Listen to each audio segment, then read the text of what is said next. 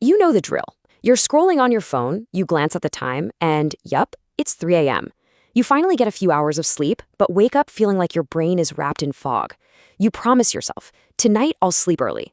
But that night never seems to come. Well, what if you could sleep less, but wake up feeling sharper and more energized than ever? We're going to break down the science of how to do just that. I think we've all been here, right? You do everything right. You get a full 8 hours, but when that alarm rings, you feel like you could sleep for another 8. You're groggy, you hit snooze 5 times, and you basically need a coffee IV drip just to feel human. If that sounds like you, listen up. The problem probably isn't how long you're sleeping, it's something else entirely. All right, so here's the big mindset shift we need to make. We have to stop chasing more hours in bed. That's not the goal. The real goal is more hours in recovery. See, it's not about the quantity of sleep. It is all about the quality. Because trust me, you can get way more real restorative rest in 6 focused hours than you can in 9 sloppy, fragmented ones. So, to get that high-quality recovery, we gotta understand what's actually happening when we're asleep. And the science all boils down to one fundamental idea: sleep cycles. Every night, your brain doesn't just switch off. No, it goes on a journey. It moves through a really predictable pattern of different sleep stages. And this whole pattern, from when you first doze off into the deep stuff and back out again, that's called a sleep cycle. And each one lasts about 90 minutes. But here's the thing, not all parts of that 90-minute cycle are created equal. While your brain goes through several different stages, there are 2 that are absolutely critical if you want to wake up feeling amazing: deep sleep and REM sleep. This is where the real magic of recovery happens. The easiest way to think about it is like this. Deep sleep is for your body. It's when your muscles get repaired, your immune system recharges, and your physical energy stores are refilled. REM sleep, on the other hand, that's for your brain. That's when you lock in memories, boost creativity, and basically clean up your mental hard drive so you can focus the next day. You absolutely need both to feel 100%. Okay, so we've got the science down, but how do we actually use it? Well, it all builds into a super simple, science-backed system you can start using tonight to make every hour of sleep count. All right, rule number 1, and this is the big one, you guys. You have to get in sync with your body's internal clock, also known as your circadian rhythm. Your brain loves consistency. In fact, some incredible research from Stanford shows that when your sleep schedule is all over the place, it confuses your brain and actually shortens your deep sleep. So, how do you fix it? It's painfully simple, but you gotta be disciplined. Pick a bedtime, pick a wake-up time, and stick to them every single day. And yes, I know what you're thinking, even on the weekends. This consistency trains your body to know when to wind down and when to wake up, making everything feel effortless. Okay, rule number 2 builds right on top of what we just learned about sleep cycles. You know that feeling when you wake up and you feel just awful? Like you've been hit by a truck, you're super disoriented? Well, that's probably because your alarm ripped you out of the middle of a deep sleep cycle. We can totally avoid that. So instead of setting a random alarm, plan to wake up at the end of a cycle. You just work backward in 90-minute chunks. This means you're going to aim for 4.5 hours, 6 hours, or 7.5 hours of sleep.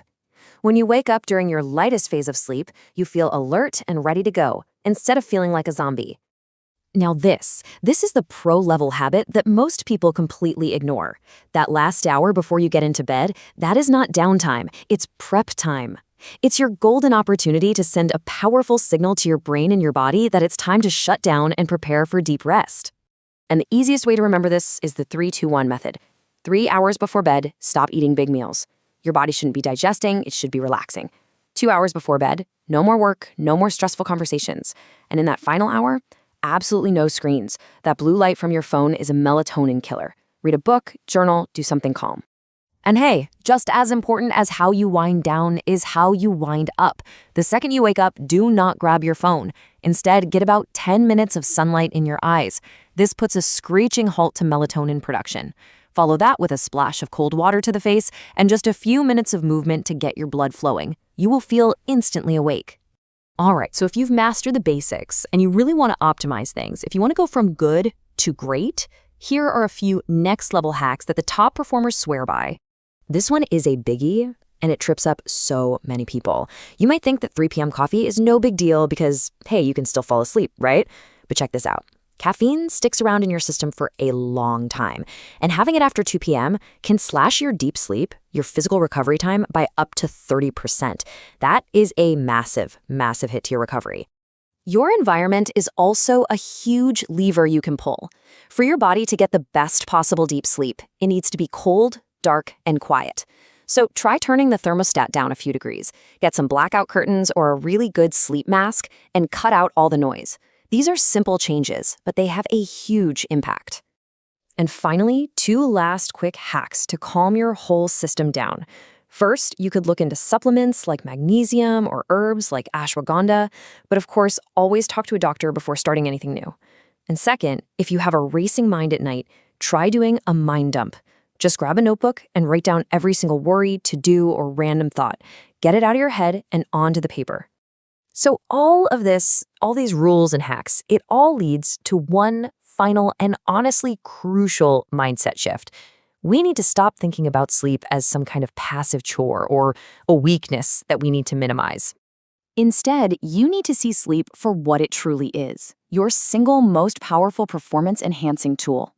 Getting efficient, high-quality recovery isn't about being lazy, it's about being smart. Mastering your sleep means you're mastering your energy, your focus, and pretty much your entire life. This quote just perfectly captures this new way of thinking. That whole hustle culture thing of bragging about only sleeping 4 hours, that's over. It's dead. The real competitive advantage, the real win, goes to the person who shows up every single morning, clear-headed, calm, and ready to dominate the day. So the choice is yours. You can keep chasing more hours in bed, only to keep waking up tired. Or you can start applying these principles tonight. So let me ask you, are you ready to stop just counting the hours and finally start making your hours count?